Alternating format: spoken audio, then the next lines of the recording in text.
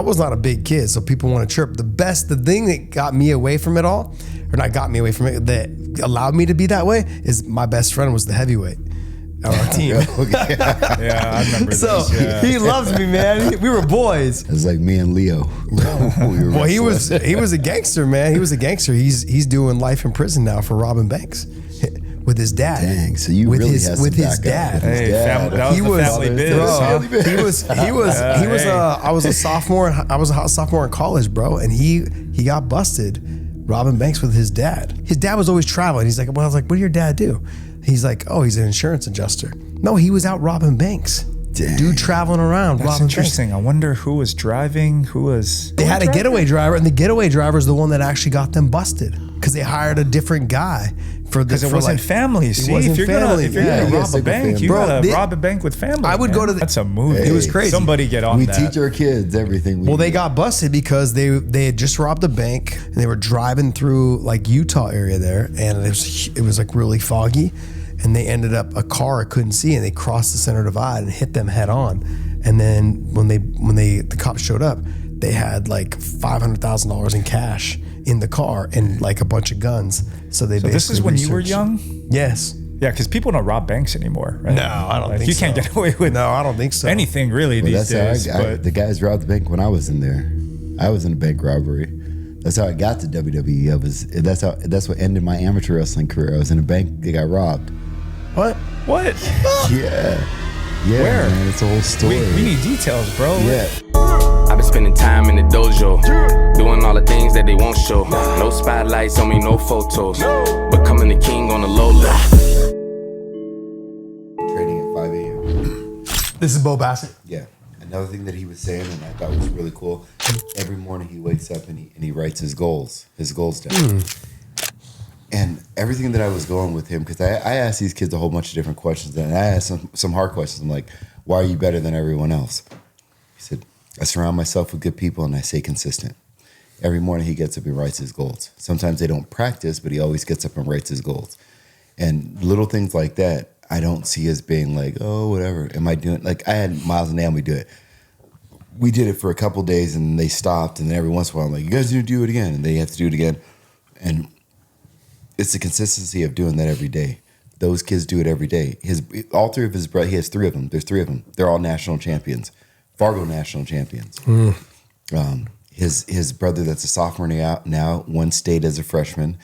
So he has a younger brother in 9th grade this year, 10th grade, and 11th grade. That's the three of them. Jeez. They're all national champions. Bo's an 8-time state champion. His brother's a 6-time state champion. His other brother's a 5-time state champion. They win everything. I went down their basement. They have like medals, trophies, everywhere. But like if you look at the Zinkins too, the same thing happens with them. Like they have a wrestling room in their house. They've got sauna. They got everything set up. But then the three cousins, they're always in the same room together. They're all on the mat together. They're just grinding, right? The two cousins, Yeah. just one state in California. It's Yeah. no easy task, man. No. You had Rockland and then and the other one, skipping my name right now. But yeah, studs, man. Absolute studs. But it's that consistency and having that down there. Like he has that weight room. He had the wrestling room downstairs in his basement. I was blown away. I walked down there. I was like, this is cheating. Yeah. And I'm sure it's the same thing as Zinkin, but they have Absolutely. it right there, man. Yeah. 5 a.m. gets downstairs and they go get an hour workout in. I went through his training in the evening. By maybe an hour and a half into it, I was drenched. I couldn't even move. The first thing we did is we started out on our knee. First we did a whole bunch of like toe touches, scissors, and, like so we did Get your body warmed stations. up. Yeah. So it was 45 seconds each time, and then in between it, you were doing push-ups or burpees. So there's like 8 stations that we went around. We did that. So like for a about bike workout. 30 minutes, yeah. Like an so, assault bike. Yeah, so it was hard. So we went through all that. I was dying almost after that. And then after that, they got on their knees in front of each other. We took an 80-pound ball, had to pick it up, pop it over your head, slam it, pass it back and forth 10 times each, and then go over here, climb up down this rope 3 times, and then come back here and do 4 rounds of that. I was surprised that Bo was even doing, because that 80-pound ball was heavy for me. Yeah. Big time heavy for me. And he's boom, going back and forth. The kid is a machine. Yeah. That kid's a machine. He will be an Olympic champion. Will be. And I was like, what's your mentality? He said, you always put this machine gun mentality thing. What is that? He says, man, I drag people in the deep waters and I drowned them. I was like, God dang, this kid. Bobby was never known for his cardio, huh? I'm going to ping you. No, in college I would wear people out in college. All right, so I'll go. What topics are we going to talk about? The Kellen story. We can talk about the wrestling. I like that idea. Talk about a little of that. I want to bring something up that I don't know. You guys tell me. I can't wait for this, and we don't have to get into who you're voting for, but because my kids keep watching these damn commercials on TV. I just want this election to be over. I'm exhausted with it. My kids are looking at me when they're running these crazy ass political commercials, and my kid, I'm just like how do you have to talk to your kids about it because they're asking you questions, and so maybe like I don't know, that's something that's been on my mind because it's really happening. Yeah, let's talk about that because because I what I try to do is I have the way that I'm going, but when I talk to my son about it, I try to be very unbiased and let him kind of like. Right. And it's hard to be unbiased when you're feeling one way, so you're going to present it a little bit different. So you almost have to present it from the standpoint or the viewpoint that they're trying to present. Yeah. Yeah. Like what are you telling your kids about what's going on out there? Because you can't avoid it, clearly. I mean, I got a 7-year-old asking me about who's going to be the president or why and who they want. It's just unavoidable. I don't remember this when we were this age. I don't remember having any clue who was running or what was going on. We just didn't know who the president was for school. No. He's the president. George Bush. So maybe we could, and again, I don't, it's not so much about who are you voting for personally, but more how are you. Well, my 10-year-old asked me about women's rights. Literally said that like Ted Cruz is against women, and he's like, I don't know. He sounds like a bad person. Yeah, and I was like, and I was like, where did this come from? He's like, well, I see the commercials. Yeah, Dad, what's like, whoa? We're in the car the other day, and we can get into it, but Ollie's like, Dad, what's an abortion? I'm like, fuck, man, I'm not ready. I'm not. But that's the thing is. There's times where we want to pick and choose when we want to bring something up, and sometimes you don't have a choice, right? Yeah. Sometimes it gets thrown out there, and you have to decide. Are we recording? Yes, we are. Oh, okay. Shoot, let's go. Let's go. Let's go. Well, I mean, let's just keep going on this, because it's of course it's different ages. So, because if it's different ages, then like. The conversation that you guys have are different from the conversation that I have because my kids are 16 and 13, and then I got a 20-year-old. So of course I can talk to them in a whole different way. Like we talk very open about it. But like I said, it's hard to stay unbiased when you talk to your kids. Of course, most families will say we're going this way, so I'm going to tell you why you're coming with the family. Which I understand that, but for me, I'm looking at least with my son.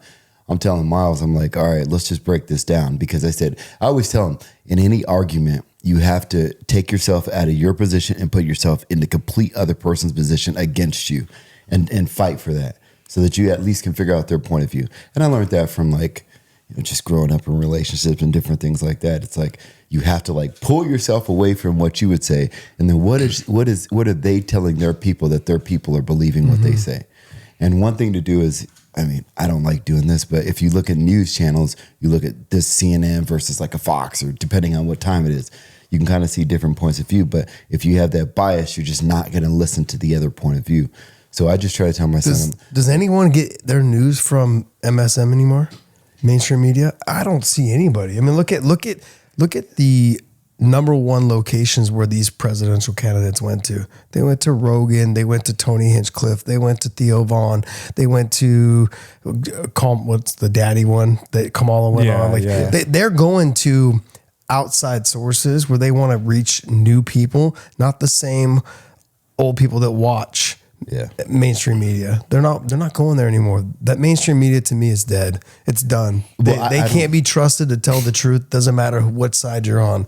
Like, people go to the other sources to try to get just authentic conversation out of these politicians and not one-liners. But I think you're getting the rest of the people, because it's almost like they're running on the forefront with the Shannon Sharps and the Rogans and stuff like that. Yeah, Shannon Sharp. But on the back end, the media is doing everyone else, because you're talking about a lot of people that are voting, like our older population. Like my dad, he sits down and watches TV all day long. The older, my sisters, they're watching TV all day long.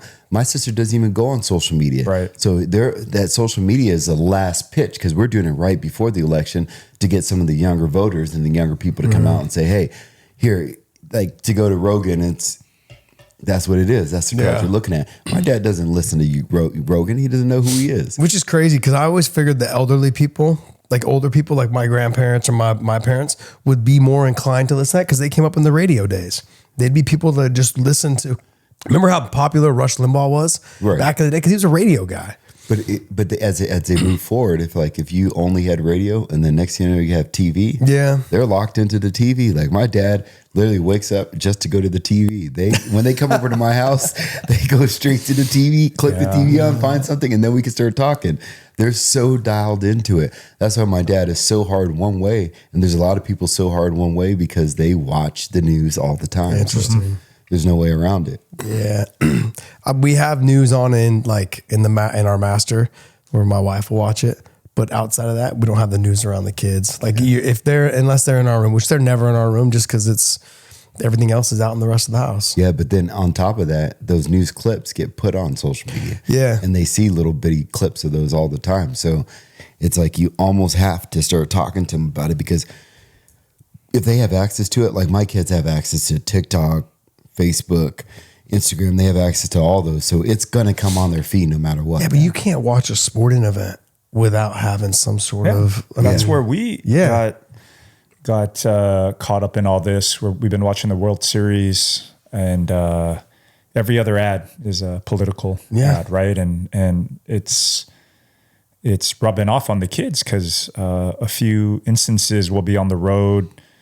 You know, Ollie looks over. We're at a stoplight, and we're on our way to practice, and he looks over and he sees this guy driving their car, and I swear to you, he goes, "Dad, that guy looks like Colin Alderud, guy who's running against Ted Cruz." And I'm like, "What? What are you talking about?"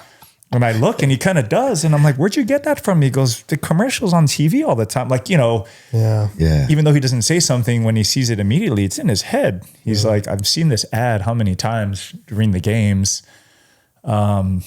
And the other day, you know, we're driving to practice, and he says, "Dad, what's an abortion?" I'm like, "Oh man, like I'm not." What do you do? What'd you do? I'm not ready. I just said, you know, we'll go over it later. I just try to buy myself more time, to be honest, because I wasn't ready to get. We were on actually at that point we were on our way to school, and I'm like, man, it's gonna take more than a 2-minute walk. Yes, exactly. Like we'll address this because it's important, but I think. We can't. It's hard to hide things. No, you can't. And I think we're going to be put in positions where we need to talk about things maybe sooner than we had originally planned. This is the age, though. Our boys are at 10 years old. This is the age of curiosity. They want to know everything. Yep. You know, and if we don't teach them, their friends are going to teach them. Yeah. And that's not what you want. Yeah. I peel right now. Of course, my son's older. Like I said, I peel the Band-Aid off like right away. Like if he says something, I immediately address it and we talk about it. Yeah. And it is because we're a little older, and I've done it for a while with him, because I was like, I get a little bit like, I got to talk to my kid about this. But if it comes up, we just talk about it. If I try to plan a talk about a subject that's not in hand, then it's kind of a little harder for me. But if it's something that we see, we instantly talk about it. And this goes along with politics and everything else that's going on in society. Is like, I had a couple friends that their kids committed suicide. Like I just heard about it. Like Flair just came on, and I think there was something there. And then when I was at work, he's another buddy of mine, and then some of these other guys. I don't want to say names or anything, but what was crazy is those guys are all in good positions. Like they're not like struggling in life, and their kids are not getting things, and they're not really so much strung on drugs. It's just pressures. There's a lot of stuff going on in mental illness and everything. With everything going on, it's a lot of crazy stuff going on.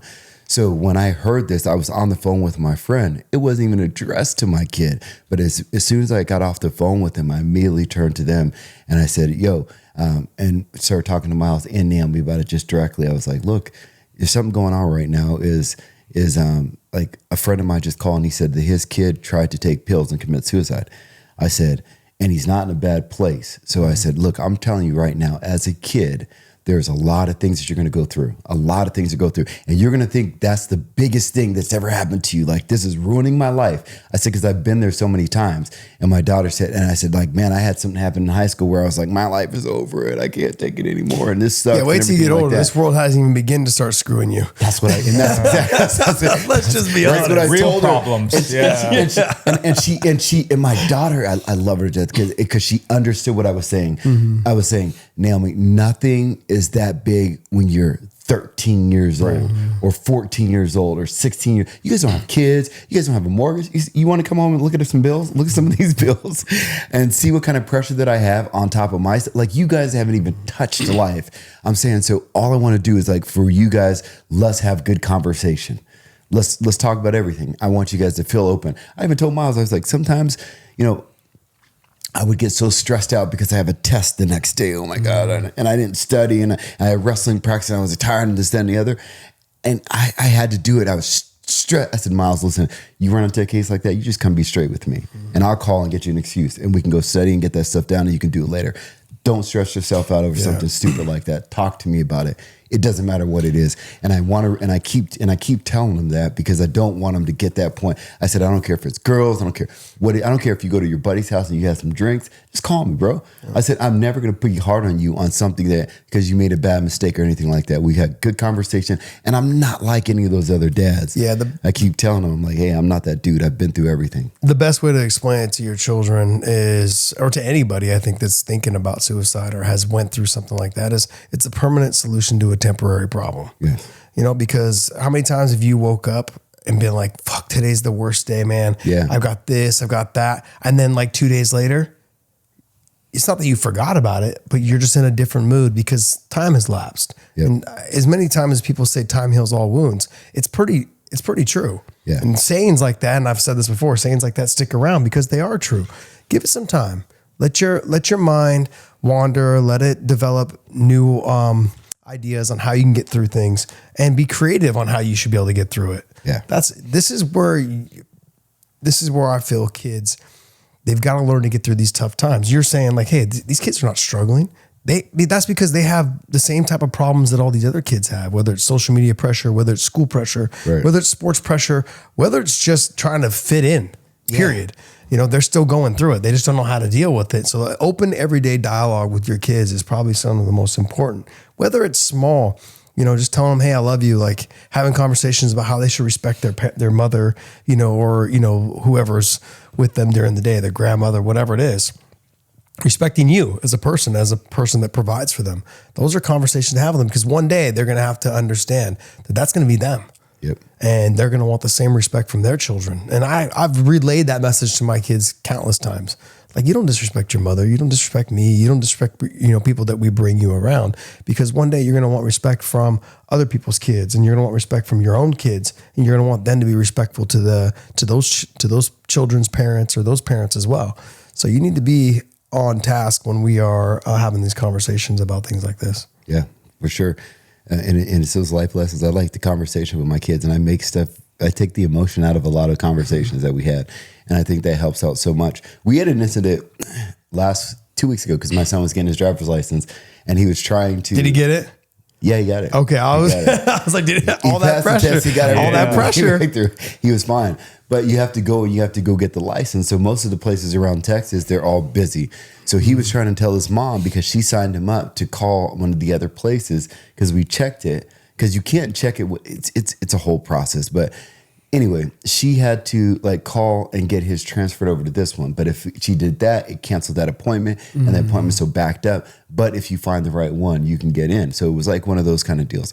And he was trying to talk to his mom, and he was like, Mom, he was getting angry with her, and then whatever, something happened, and I don't know if he hung up on her or what the case was, but she calls me up and she's like, I'm gonna break his neck, and like this. And she's so pissed off, and I was like, whoa, hold on a second. She's like, yeah, I told him that he couldn't go here. He's gonna be lippy with me. I'm tired of this. How tall is mom? How tall is mom? Miles is taller than her. Oh yeah, but how tall is mom? Like 5'4", 5'6", 5'4", 5'6"? Yeah. Boy, you're messing around with the wrong woman. I know. And I was like, Miles, I don't know what you're doing. And but the thing is that I knew she was wrong. Miles knew she was wrong, but I got to try to fix this situation. So I was like, all right. I said, okay. I said, all right, we're going to get this thing situated. I said, I'll just go through and I'll do it on my end, and then I'll send it to you. Still keep her in charge. I'm trying to, and Miles is sitting there and he's upset because she's upset and everything like that. And I get off the phone. I said, Miles, and he was like, I'm trying to explain to her. I said, yeah, I know. We'll get it fixed right here. And then I said, okay, we're going to get it fixed right there and send it to your mom. Call your mom and apologize to her. Yeah. And that's all I said like that. And he was just like, I don't say things twice to them. He knows. I said, call your mom and apologize. I don't care. Any other situation, you respect your mom, call her and apologize. That's years of doing that though. That's years of doing that. That doesn't just happen overnight. No, it doesn't. It doesn't, but you have to stay consistent with it. Yeah. And they know when I say stuff like that, it's do it. Like my son has that, I don't want to say healthy fear, but if you want to say it's a healthy fear, I mean, I've never beat up my kids or beat them or anything like that, but they just know, if dad says something, do it. And at this point, and I think that was a big lesson for Miles because he knows how to respect. It's his mom, and his or his sister or something like that, and do the right thing, regardless of something. You don't need to argue about it. You went about it the wrong way. If nothing else, that's your mom. Speak to her like with respect. And I call her up and apologize to her, and I can feel the energy of the room go from here all the way down here, even with her and him. Because of course, when he apologized to her, she tried to lecture him about the same thing that he's apologizing for, and I was like, "Shut up and listen." Yeah, my dad kicked me out of the house because I talked back to his mom one time. He's like, "Get your shit, get out of my house. You think you're a big man? Talk to my mama that way?" I was like, "He's like, get your shit and get out." Yeah, I left for 2 days. I begged to come back. That is the foundation, though. Of the home, man. If you don't have that, it's gonna fall apart. That's when you get to a friend's house and they're like, "Hey, 2 days you can stay, but you got to kick me out my couch longer than 2 days." You realize you're not as tough as you thought you were. Without that, that's when things start to crumble. Yeah, right. That's when the kids start. Yeah, bad things start happening, and you have to have that. You have to establish that and fight for that level of respect. And we've talked about this a lot. This is a different era than when we grew up, right? We're closer with our kids, we're friends with our kids, but you have to have that balance of, hey, we're cool. You can come talk to me about anything. Yeah, but there's a line there where I'm going to have to, when you get out of line, I'm going to have to check you and get you back, Well, like I did the note thing. I think I've told you this. I did the note thing. There's a note that says in my son's dresser. And it says, "You can tell me anything. Just bring me this note and I promise I won't get mad. And we can work it out together, basically." And that, it's helped. He's brought it to me twice. That's good. Over dumb stuff, thinking that it was like life changing. That's the thing we were just talking about with kids, right? Yeah. They think that the world's going to crumble. Oh, I got an 80% on my test. I was like, kid, bro, if you would have known 80% to me was good at your age, you know what I mean? Like, but like you couldn't, I guess I can only speak for myself. You guys tell me what you think, but I couldn't bring this stuff to my dad. Like, no, we weren't friends. We didn't have not that he didn't love me, but it's different, man. It's different. It is different. With my dad, I could bring, when my parents got divorced, he was my only friend. Like that, my dad was, and I was probably his only friend, that was it. Like we had a lot closer relationship when it was just him and I. My brother and sister were still living with my mom, but it was like when they separated and I went to go live with my dad, we developed a friendship where we were friends. I could tell him anything. I mean, put it this way. I snuck out of the house one time at 2 a.m. 2 of my buddies were staying at my house. We snuck out the window. Cops see us up at the high school. We were meeting some girls, and my dad comes and cop calls. I'm like, call my dad. My dad comes, picks us up. He's like, "Hey, knuckleheads." He's like, "Next time, don't go through the window. Just go out the front door. You're ruining my screen." It's like, those are things. He's like, there's no reason to do that. And then it's funny. He's like, "Oh, see, your dad said," my buddy goes, "Oh, see, your dad said he doesn't care if we go. We should just go back." No. He's like, "That's not what I said." He heard him through he heard him through the door. He's like, "That's not what I said. You're staying in tonight. You guys blew it." So, but I had that relationship with my dad, but I understand what you're saying. When my mom and dad were together, no, it's different. It was way different. Yeah, it's different. I didn't even have it at all. I mean, from probably 8th military dad though. No, my parents split up, so my dad was living in a different state. So I really had nobody to answer to. So whether it was good or bad, I really didn't. If grades came through, my mom wasn't really checking on my grades, nothing like that. I remember one time in high school, it was probably my junior year. over the summer or something like that. And I never drank. I just didn't drink really through high school. I didn't do anything. I was just a little workout-holic kind of kid. But my buddies did, and we had my mom's car, and they left beer in my mom's car. Or no, actually at my house. My mom was gone, and then they left some beer in the refrigerator. And then I was going home. I was like, oh shit, we forgot the beer. And when I got home, my mom's sitting in the living room, and she has one of the beer open, and she has them sitting here, and she's drinking it. And I walk in, and I was like, I had a little bit of panic, kind of. But I was like, I wonder how she's gonna react to this. And she was like, whose beer was in this refrigerator? I was like, oh, that's Kevin. She goes, oh. And that was the extent of it. Yeah, mine now. I was just like, it was. She wasn't taking it from me. She. My mom doesn't even drink. She just was drinking on it, and then she just put it back in the refrigerator, and that was it. So my mom kind of had that. I don't know if it was. I couldn't tell if she just thought that I was going to make right decisions or just. She wanted to hear what you had to say. If you were going to try to lie your way out of it right away. If the first instinct was to lie. She was just satisfied. Then what? I just came in and I was like, oh, that's Kevin's. And that was like the extent. But I think, because my parents were from Panama, so I think how they grew up was like, here's the parents and everybody else kind of does their own thing. Yeah. And drinking when you were younger wasn't really that cool thing either, though. For me, at that age, drinking wasn't big. I wasn't, but for her at that age in Panama, kind of in the village, there was like alcohol wasn't looked at as like you have to be a certain age or anything like that. Like my mom grew up in the sticks in pure poverty. So if somebody was drinking, I don't think it was that big of a thing. I don't know. She just, I never talked to her about how she reacted to that. I don't know what it was, but I just never had anybody to really answer to, like for my grades or anything like that. If I did it, I did it. If I didn't, I didn't. I could have get straight Fs and nobody would have said anything different. So it was kind of on my own. But how to circle back? We'll circle back to the beginning of this whole thing. Is how do you spend the time sitting down with them? Like you're saying, you have a hard time. I do it organically. Like if it's happening, we've got to talk about it. Yeah. Like because if you try to schedule a time later on, now in your situation where you guys were walking to school, it's literally like what, a 2-minute walk. You know, something it's like hard, that. It's hard to fit in what abortion is. Oh, for sure. Baby's here, baby's gone. I am not ready for this right now. Like, man, you know. And then I thought about it. Like, well, what do we do? Maybe the first thing I would do is open up the dictionary or go online and say, here's the actual definition. Yeah. And then, because then after that, it gets obviously that's at the core of one of the biggest debates in the country, right? Because then it's, do you have should you have the right, and then so on and so forth. But I think overall, we're going to be hit with that situation of I'm not ready for this discussion, but obviously we're at the peak of the political debates. I'm exhausted. I can't wait till it's over. And it's when things are in our face and we have to understand, like what we just said prior, this ain't the same world we grew up in.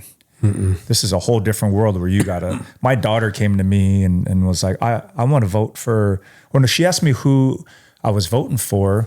And I kind of answered her question with a question. I said, well, sweetie, who are you voting for? Just to see what she would say. And she says, well, Kamala Harris. And I'm like, well, why? 'Cause she's a girl. I'm like, well, that's innocent. She could stay there. Yes. Yeah. And then she can stay there. And all I said was, well, just make sure you have a reason. Just do your research and have a reason. Now's not the time to get into a debate with a 7-year-old about it, right? For her, she wants to go to win. You're not going to change her mind. Let her. That's cool. But I'm just curious as to why. Like, what is she thinking? What is she seeing? And she just connects with. She's a girl. Yes, she's a girl. And that's. I like that. I would just. She had a reason, right? That was her reason. And then the kids come home. Like, man, Ollie comes home. He's 10 and. He's telling me what the kids are saying at school. Like the kids are getting into it, man. He comes home and he has comments about this is what the kids are saying. He's coming home with Biden jokes from the kids. I'm like, oh, well, that's interesting. But that also leads you to believe that's what that kid's hearing at home. Yes. I don't talk to my kids about politics or I don't, because first of all, I told Ollie, like whether you agree or like you have to respect the president of the United States, like no matter who it is, no 10-year-old should be disrespecting in my opinion, in my home. I'm like, look, that you're not at that point yet where you can be, you're not paying taxes. You're not, so just have respect for whoever's sitting in that seat. But these are the things we need to be conscious of. And that's been obviously, like I said, it's the biggest topic in the country right now. And it's reaching the kids 7 years old. I'm sure you guys are probably, I don't know, has it been brought into your home through the kids? Oh yeah, 100%. But I think we talk about things. We talk about everything. I don't sway their decision. I just help. Have they asked you, like, Dad, who are you voting for? Or yeah. And I told them the reasons why, and they don't have to follow my opinion, and I don't even know if their mom has the same opinion. But I don't even have them jump back and forth. I mean, if they you'll vote this way at 18. And then you'll do this and you'll make more money and you'll do this and your investments portfolio will grow. And then you'll start maybe voting a different way. And that's what that's exactly like, so it's just that's how it works. If you want to be real, that's being real. Yeah. Because in different societies, they're going to have, I don't want to say, they're going to be more this way just because of how it is. And that's what I talked to my son about. I was like, this is what I said, the PC answer. I said, look, son, in where the foundation of this is that this group is more for the people. They're more for heart. These people are more for business, and both of them are needed. I said, if there was some way to be able to put them both together, I think that would be the best position. Mm-hmm. But depending on where you're at in life and what you want to do, you got to figure out to understand the other way and understand the other person. And he was like, okay. And he was like, all right. And then his little brain started computing, and I was like, what side am I on? Well, I'll take you back to when Ollie had the lemonade stand. Yeah, the lemonade stand. Like, sure, it sounds great going into business with your friend. Yeah. Right? Like, yeah, but you're working for him. Yeah. And then all of a sudden you're like, yeah, he gave me 25 cents for the 2 hours I was out there and he took the $19. Right. Now it's not as fun. Right. Friendship only goes so far. But it's best when they come to those conclusions on their own, right? And you're not telling them, and hey, it's your home. You do your thing. In my home, I'd like them to come to, because there's some, and what I mean by that is there's some families and some homes like there's no signs in front of my house. No, like I'm not doing that. Yeah, we're that's just our preference. Yeah. We don't let politics really dominate the home. They're not being told how to think, who's good, who's bad. Nope. You come to your own conclusion as you get older, take it all in, ask the questions. But that being said, it's also in the example of, do I want to work for someone or not? That wasn't planted in their head. No, you should do it this way. You should do it that way. You tell me, like, you go out and get a little taste of it, and then what do you think? Yeah. So that just works for us. I mean, you could do it in the house too. Like, I tell my son, go make your sister's bed. It's like, why do I got to make her bed? Because you have to. Yeah, she gets her allowance for making her bed. I give my allowance. Go make your sister's bed. Now it's like I still split it evenly. Hey, I made her bed 3 days this week. Yeah, doesn't like, you just figure it out, buddy. Like, these are things. I think a big thing that I do with my kids also in the same line of way, we try to discuss the issues. I of course, this person, whatever, they have all these interviews, but I always tell them, I was like, what's important to you right now? And then just look at the candidate that talks about what's important to you.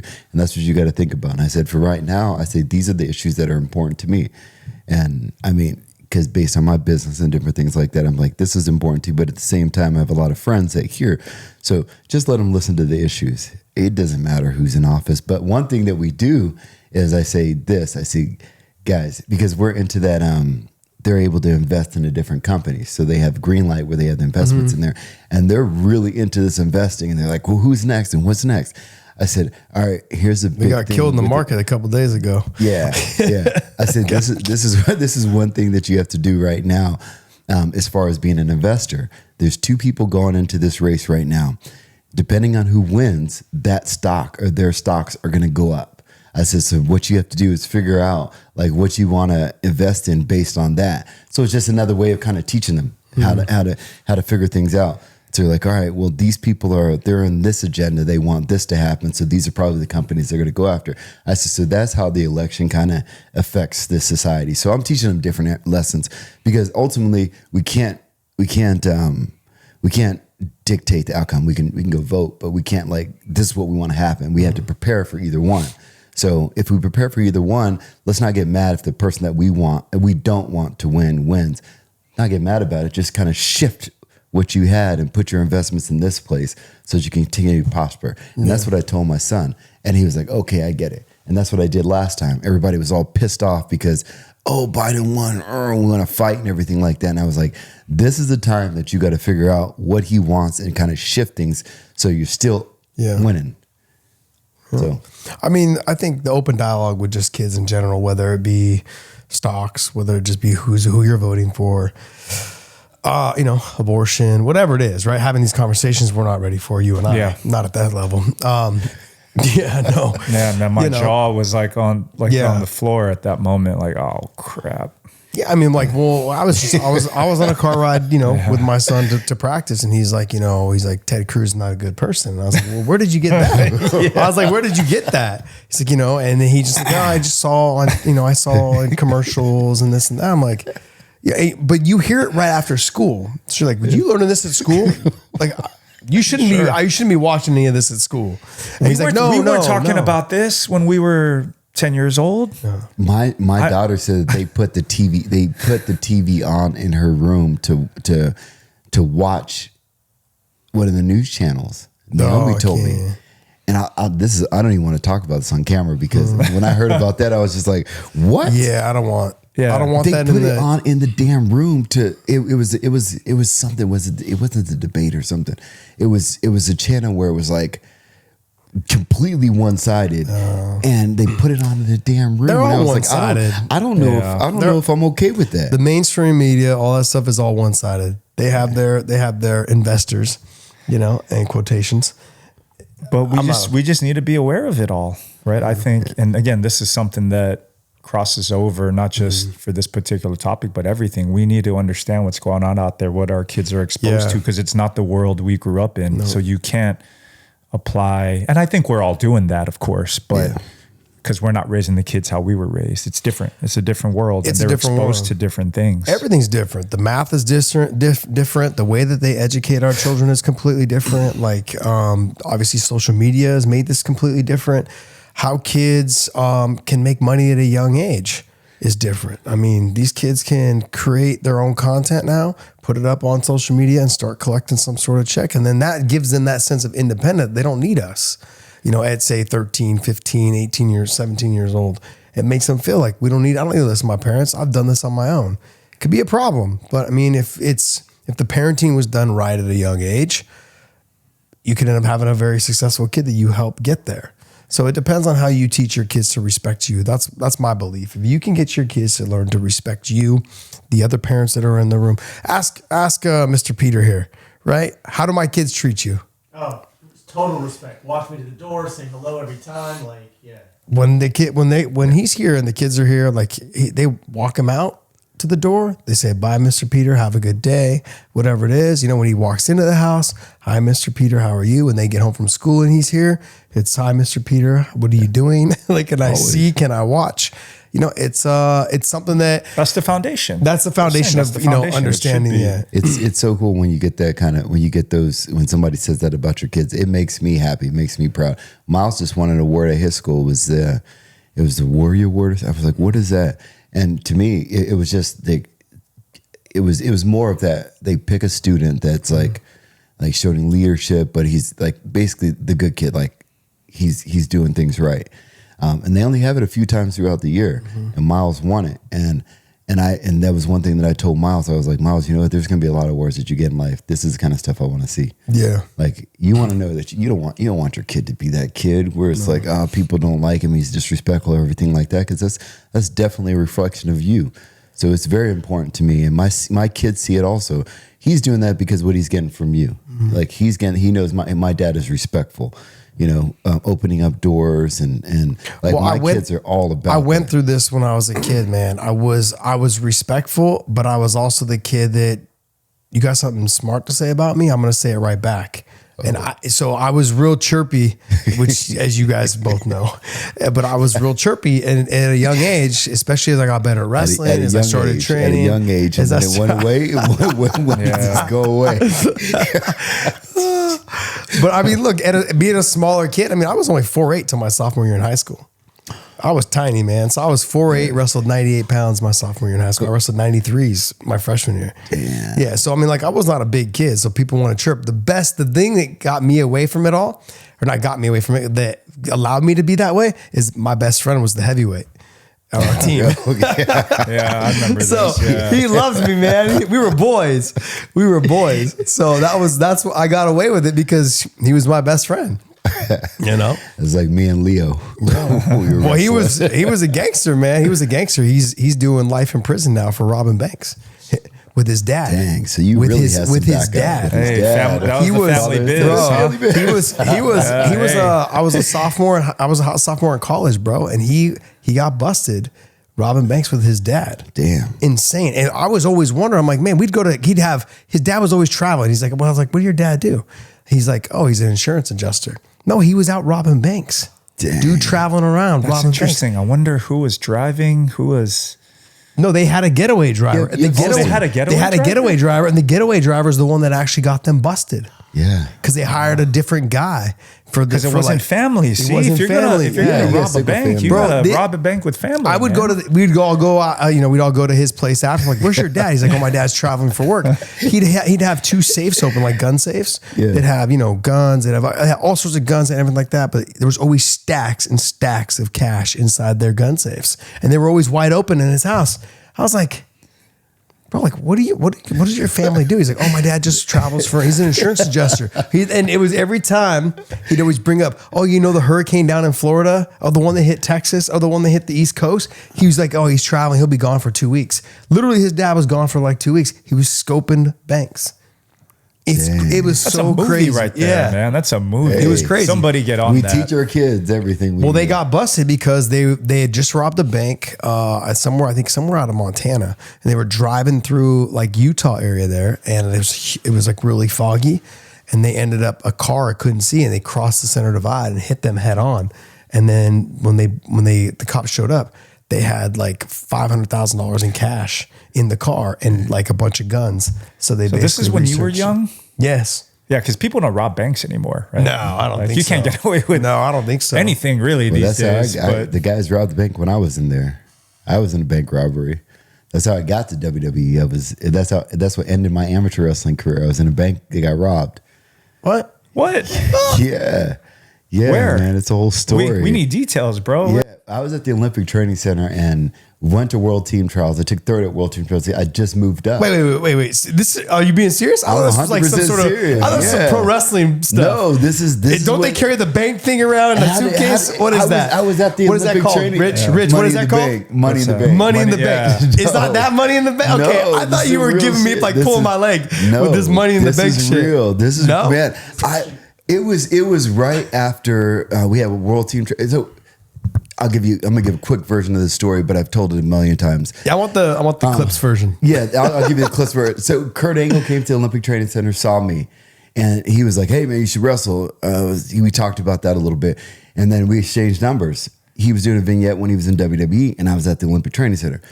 And then a couple months after that, we had World, and I told him, I was like, I'd love to, but my whole goal is to try to make it to the Olympics, which is a whole next year. So we had the World Team Trials. I did pretty good because I just moved up in a weight class. I moved up to actually Cormier. That's right when I met you. Yeah, around Yeah, that's that right time. when I met you. And then I wrestled. I had a good tournament, and I took third in it. And then a couple months after that, it was kind of the downtime because that was kind of end of the season. We're going to ramp up to the Olympic year. So I took a couple months off, and I was just personal training. And then one of my clients didn't show up, so I was like, I have money that I got to go put in the bank. So I drove down to this bank, and there was 3 guys standing on the side of the wall, and I just kind of gave them the head nod. So guys walked inside, went to the ATM. As soon as I got out of the ATM, I walked into the other part. There was a line, tellers up in front. I go walk, and I stand at the back of the line. 1 1,000, 2 1,000. Everybody starts like screaming. They're dropping. I go like this. The guy, his gun goes off, and it's like right over my shoulder. I guess based on where it was deal, he just fired. I don't know if he was trying or what. Kicked the door down. Boom, because there was a hole in the wall. I took a dive down to the ground. So I'm down on the ground like You know, there's a lot of things that were going on at that point. But I was thinking, I was like, man, I'm on the ground. Hey, you know who dies first in every movie, right? Yeah. That's what I was thinking. I was like, what the fuck? I was like, this ain't supposed to end like this. I'm like, and then here another shot, and I started moving forward. I was like, no, don't move. Don't make eye contact. I know, this is. He walks around the other side. I was like, what? Because and when I walked in, it was just a bunch of women anyway. So here's the threat. That's what I was thinking. They stole a bunch of stuff and then they broke out. They ran out of the bank and gone scot free. And they would have got away with it because I was the only one that saw him. I saw him when I was coming in because I was like, hey, what's up, guys? I was like, you guys could have been like, Yeah, you guys. I would have just walked right back to my car, drove home. Just let me know. Do what you got to do. But that's what it was, man. And I landed on my knee. My knee exploded. And I had to have a surgery, and then I had to have another surgery, and it just basically wiped me out. I could not be ready for to train trial. for the Olympic trials. I couldn't do it. It was not enough time because between the two surgeries that I had, I didn't. So it was a blessing then, because look where you're at now. Yeah, so this was like several months later, and they called me back. WWE called me back. They said, we understand you want to wait until the Olympics, but we'd love to be able to get you up here to give you a little bit of a tryout so we can see you and see whatever. So I was like, I shouldn't tell them about this dog. No. Yeah. So I just went to rehab like crazy, bumped them out a little bit, and then I went to rehab like crazy. And then I think I had like another month or something, and then I went there for the tryout, and then they were like, we like you.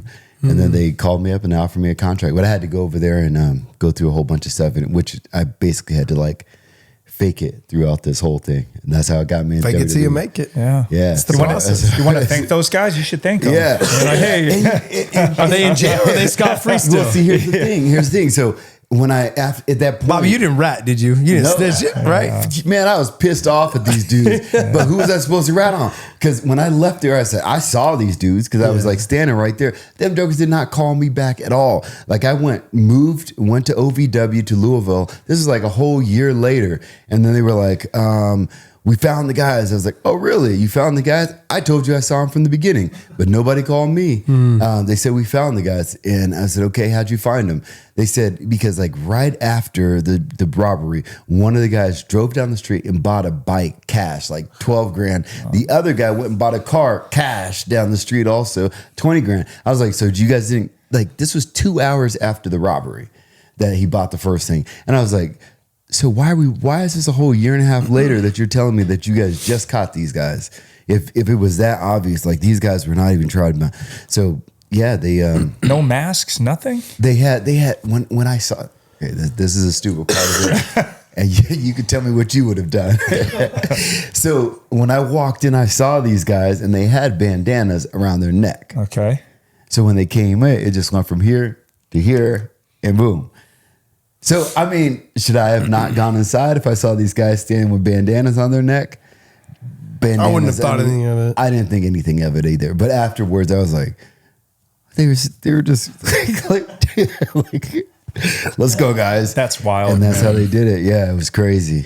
Crazy story. But yeah, I mean, I think it's crazy to just be in that situation, period. And then for you to have that take you in a whole different direction. Yeah. It changed your life, right? Yeah. Completely changed my life after that. That's wild. But when you say breaking in banks, I'm not telling people to go break in banks or rob banks, but they couldn't even get these guys. Yeah. Like all this, because the cameras were so grainy that you could barely even see it. And like if they didn't just When was this? Do you remember what year? This was 2002. 2001? 3. Somewhere around there. Yeah. Because I went to, it's 2003, 2002, 2003. About 20, a little over 20 years ago. Yeah. My buddy got busted in 2001, 2002. Was it him? these Wait a minute. We're connecting all these dots. It was the father son. Yeah. It might have been.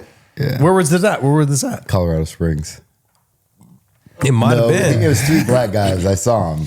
Oh, you saw? Yeah, they got busted. No, I had to go to court for them, and they were all sitting there. One kid was like 17. I think he ratted on the other 2 because they caught him. So they I guess they gave a some kind of plea deal to one of the guys where since you're younger, we'll keep you as a kid. The only problem they did is that they fired. If they didn't fire, it was a whole different case. But when I don't know if he tried to fire or what, but I mean, the second time he had to.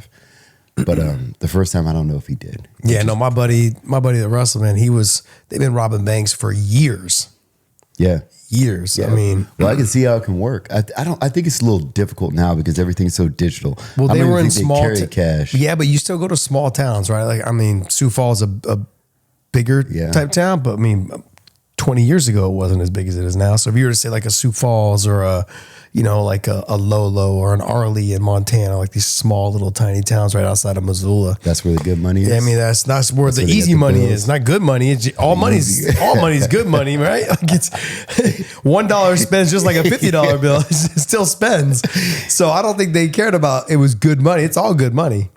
Are we teaching people how to? I bet. We're just saying if you have a profession that you know well, we gotta be careful here, boys. Yeah, right. The feds might. I mean, obviously, this dad showed my buddy, man. It's crazy though. I could not believe it. And I was wondering. This is what I was wondering. We were headed down to the state championship for high school, our senior year, and we decided to drive. He had remember those old Eddie Bauer Broncos? Oh yeah, It's the O.J. Simpson one. Yeah. So he had one of those, and we were driving it down to state, and it ran out of gas. He just left it on the side of the road. We walked to the next town. He bought a new car cash, and we went to the rest. We went to state tournament. Yes, this kid's he's a senior in high school. You guys are all like, "That's so cool, dude." I was like, "Bro, this is crazy." It's me and my buddy. We were with him. He left the car. I was like, "Hey," like 3-4 days later. Hey, did you ever get your car? He's like, no, man, fuck that car. Okay. I was like, wait, you never got it? He's like, no. He's like, he just left it on the side of the road. Still has to this day. It's still there. Probably. No idea, man. Walked to the nearest dealership and he bought another one cash. Can you imagine being in high school? And that would have been really cool. Yeah. I would have been like, I was like, your dad is I was like, bro, this is crazy, man. man, insurance business must be good. That's what I want to get into. When I grow up, I want to get into this. Insurance.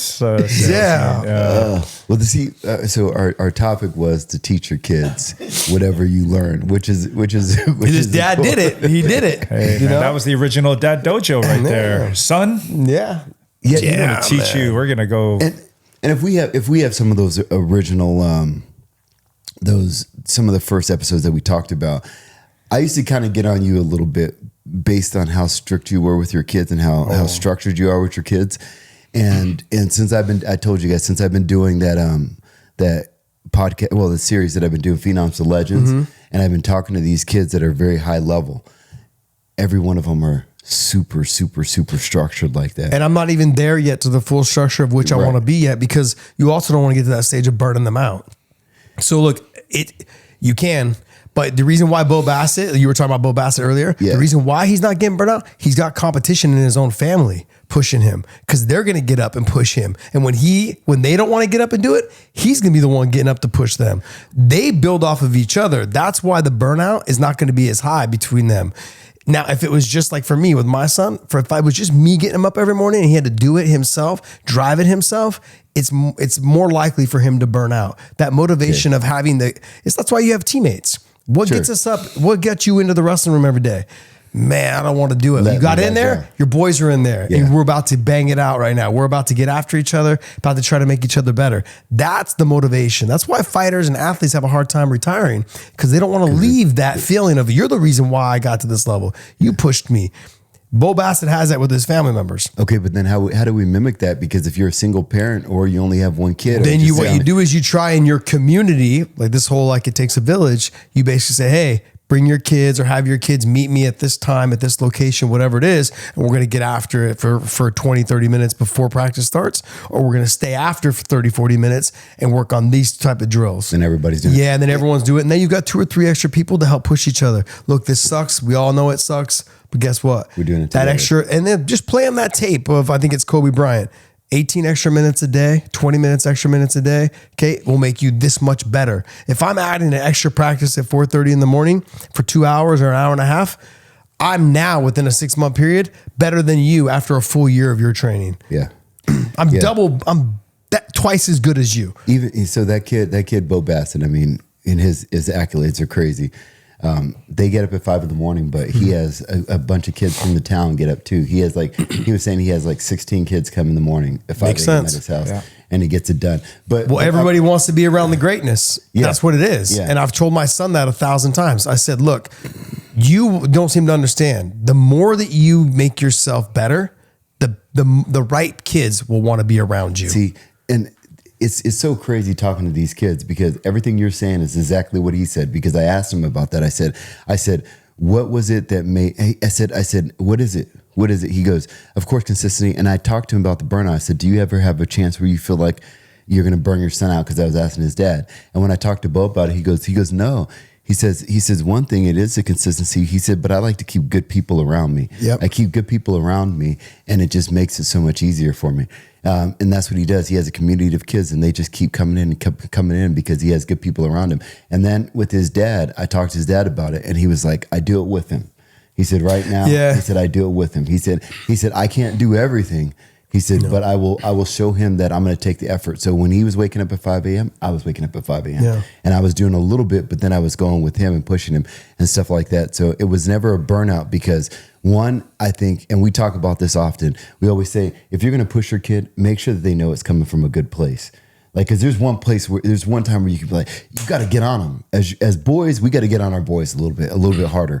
And they have to know it's coming from a good place. If they don't, then it feels like you're being mean and evil to them. And then later I don't think it's any different than on a girl.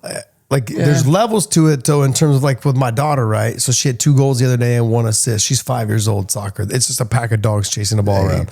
Okay. But right now is not the time to be getting on her. Yeah. Now I get on her hey, you can't jog. You got to run. If you're going to try to save the goal from going in, you've got to run fast. You can't just jog after it. It's still going to go in. Why waste the energy? Run as hard as you can, save it.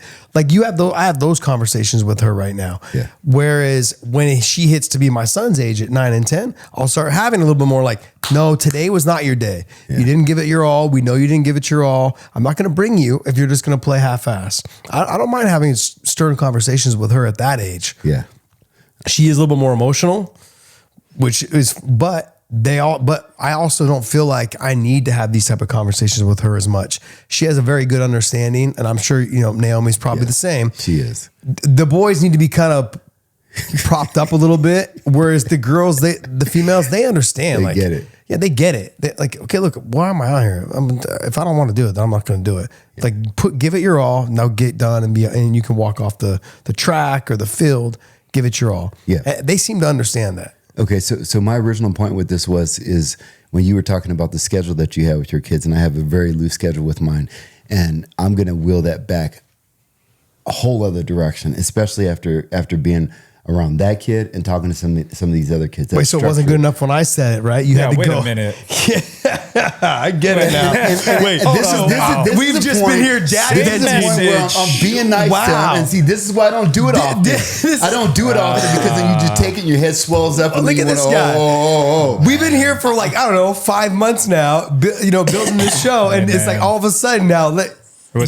Bobby, it was right in front of you the whole time. Yeah. Just right in your ear. Right here. Chirping, See this? chirping. Right here. Chirping in that cauliflower. Were you one of those kids that you didn't listen to your mom and dad? You had to wait. You had to wait for another parent to tell you. This is what he calls chirping. Chirping. You mean he just didn't want to agree with. He's agreeing with the Bassets, not with you. I was agreeing, but I just had to see it from I don't want to even say a different point of view. I just always got to the point where I was like, you know what? Let kids be kids. Let them develop. Let them have a little bit of freedom, and then we can put those little pieces of structure in there when it's needed. No, let me give you the freedom part. Last night was Halloween, and I know this show's going to drop after all this and the election, all that other stuff. But what we've been talking about today. But last night, first time I've ever let my son do something on his own. Don't get me wrong, we were all there in a group Halloween trick or treating, but he said, "Hey, I have a group of my 7 friends." Okay, they play lacrosse together. Some of them play soccer together, but it's their group that he has from school, and the school is in the community. I said, go ahead. He got his Apple Watch. Okay, this is where we're going to be on this block. You guys walk the block, and you guys will meet you on this side over here. That is to me the freedom at 9 and 10 years old. Now I know the age is different, but giving them those kind of freedoms and having them give the choice of, you make good choices, you come back, you make sure you check in with me at every moment. I know where you're at. We're good, man. I can trust you next time to do more. Sure. I can give you more freedom.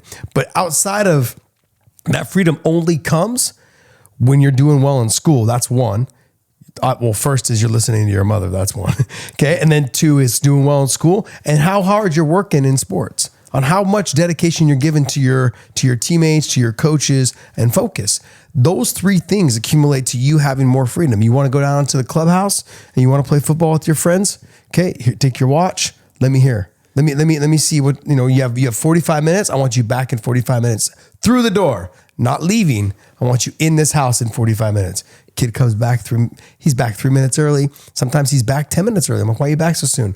They were just goofing around and I just wanted to come back. I love to hear that type of thing.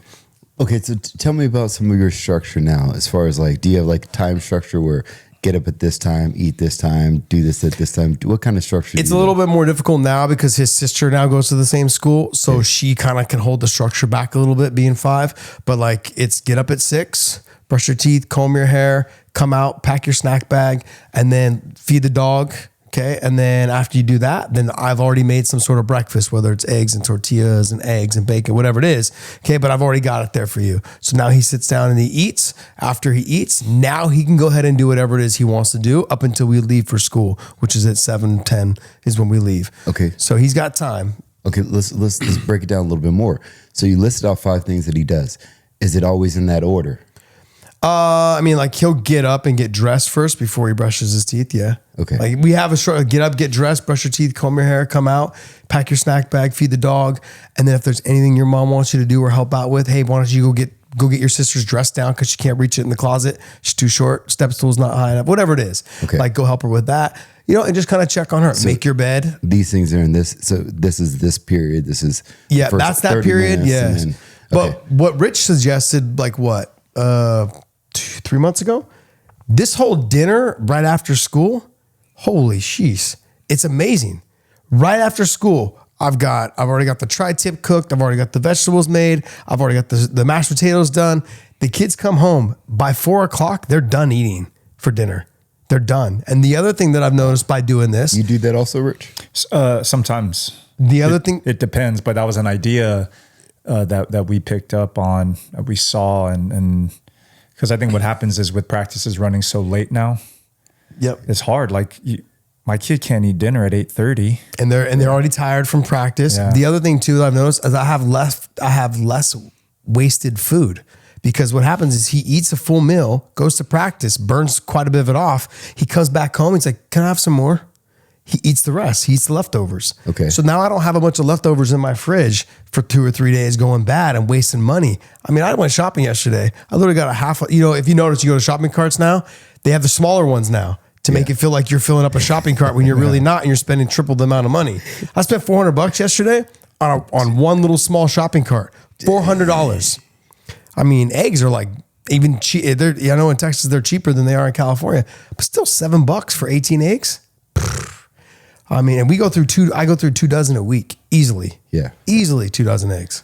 So I'm just simply saying, the structure is, as soon as he comes home from school, I'll let him play for 10, 15 minutes at school with his friends in the soccer field or the playground with my daughter, and they all hang out for about 15, 20 minutes. Come home, dinner's pretty much already made before they even get home.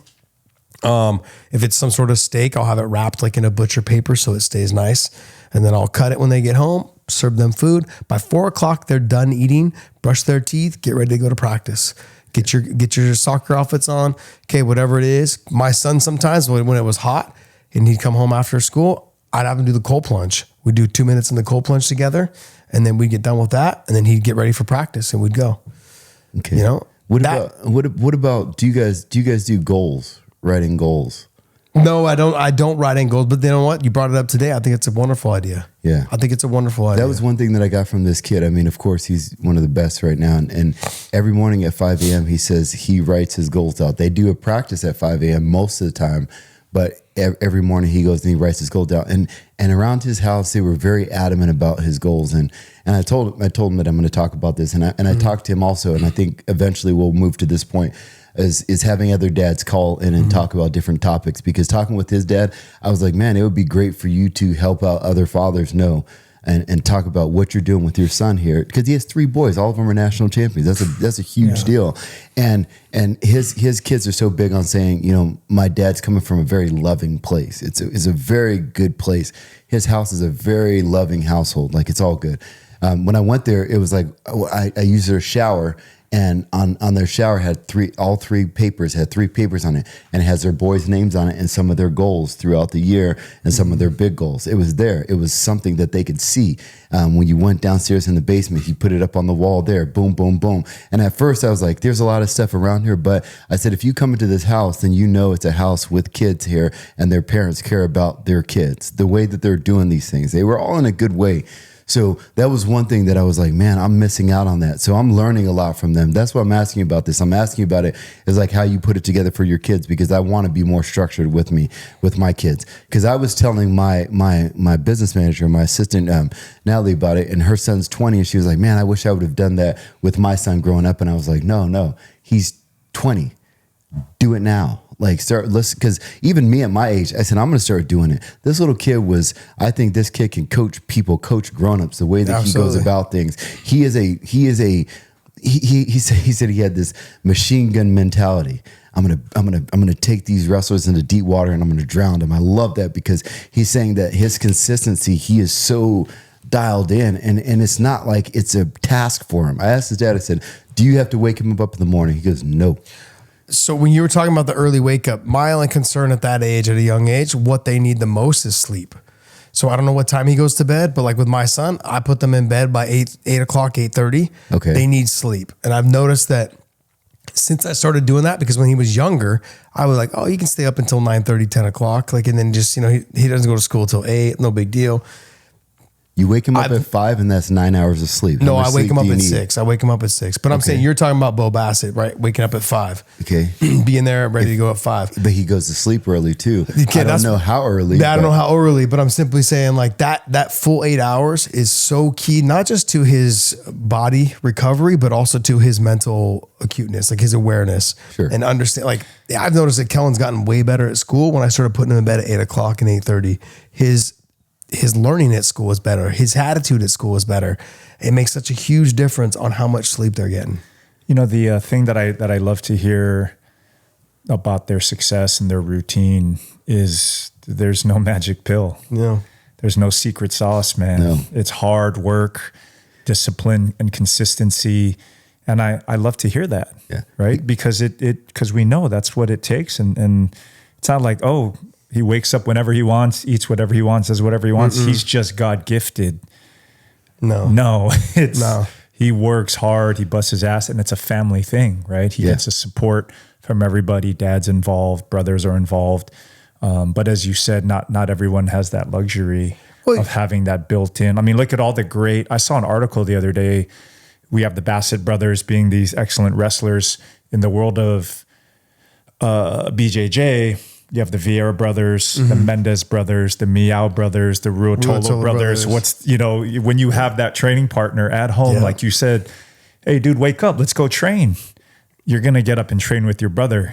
And you also don't want your brother to kick your ass because you're going to hear about it. So it's fascinating. You can't learn jiu-jitsu by yourself. No, or wrestling, right? Yeah, you can do certain drills, but to have that, but again, not You'll never be a Olympic gold medalist just drilling by yourself. Yeah, no. Ever. So it's cool to have that. And if you don't, something you touched on, well, then try and build a your own crew here. Yeah, your own community. Guys, we're going to meet up with, like you said, when they have 16 guys getting together that early because they're inspired and motivated by what those brothers are doing. So those are my two big takeaways. It's like, I'm happy to hear that they didn't develop some secret.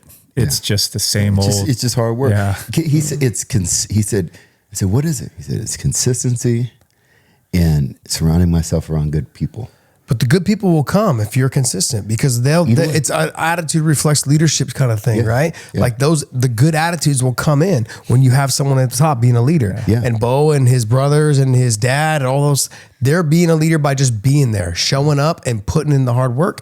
The other kids see it, and the success speaks for itself. Yeah. You said it. You said perfect, because my coach used to say this all the time. Somebody has to win. Why not you? That's true. And if you're that person. And when I was in college, I had to be that person for my team. My team won nationals. I won nationals. I set the example. So if it has to be somebody, you build it around you. But sometimes, with kids our age, our kids' age, they can go to different groups where this group is not the group that you need to be around. Mm-hmm. So it's better to build that within your kid, because we're talking about teaching our kids.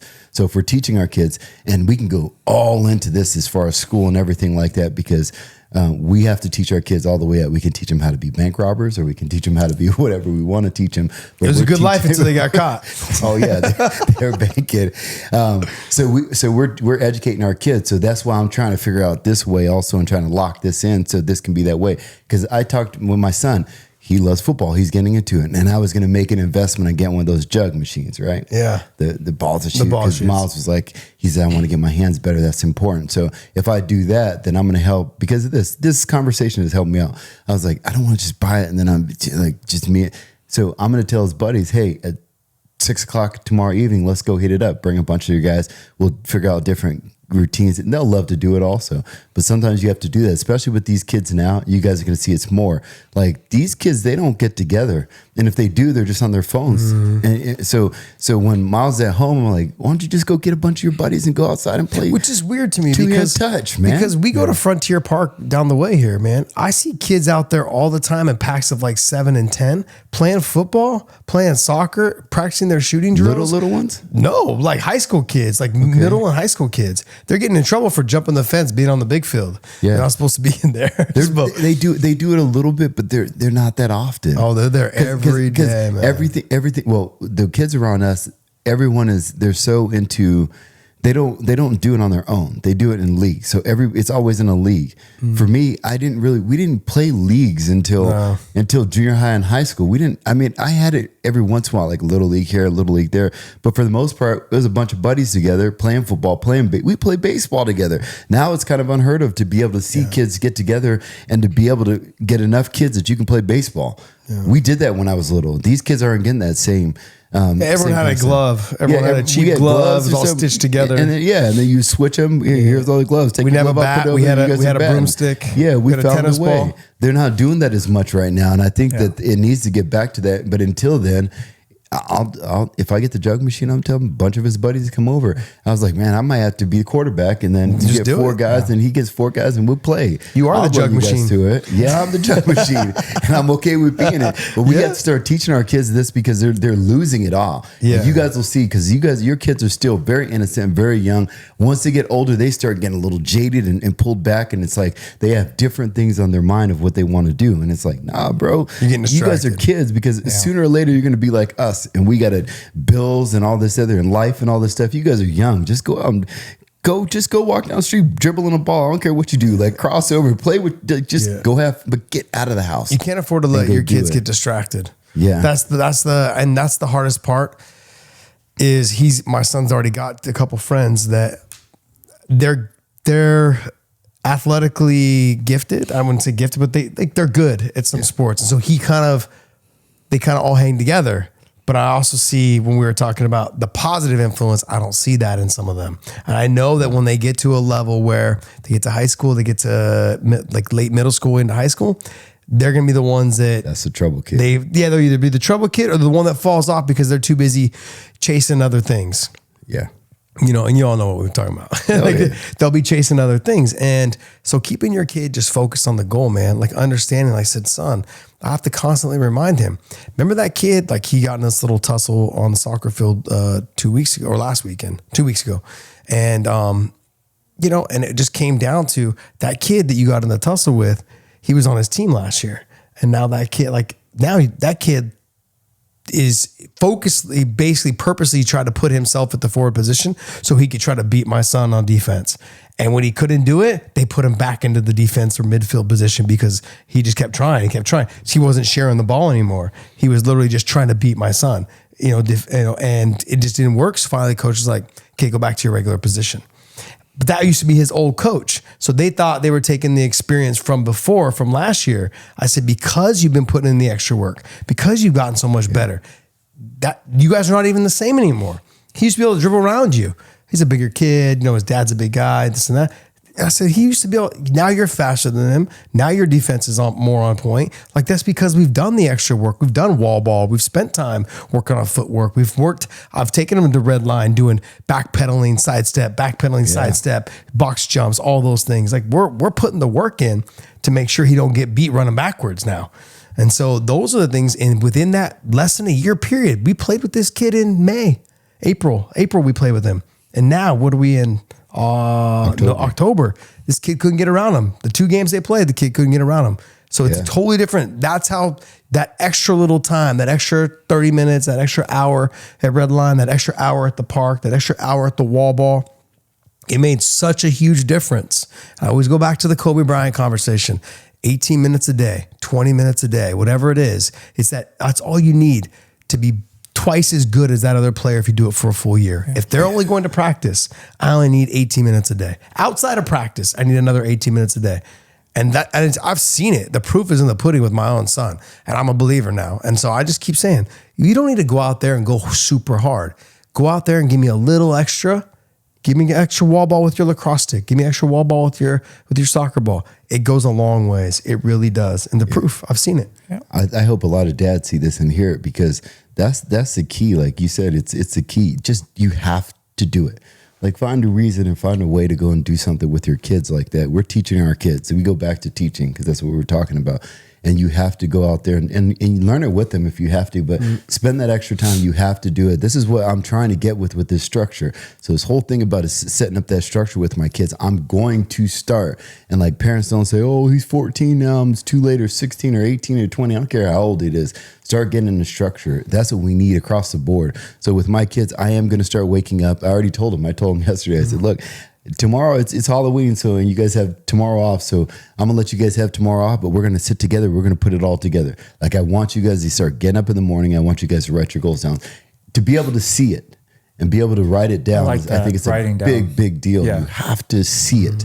You can't just say, oh, this is what I want, because it's never gonna come to fruition. You have to be able to see it, and you have to see it often.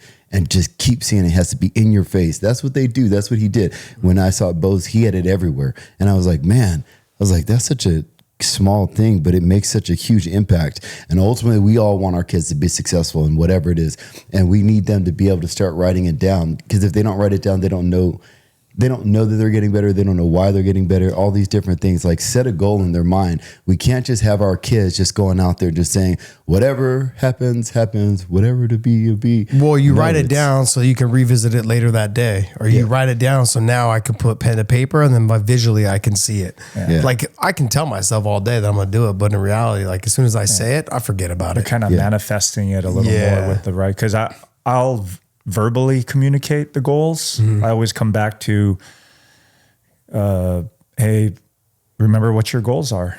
And right now, at the moment, it was, I want to go to Stanford because we took that visit.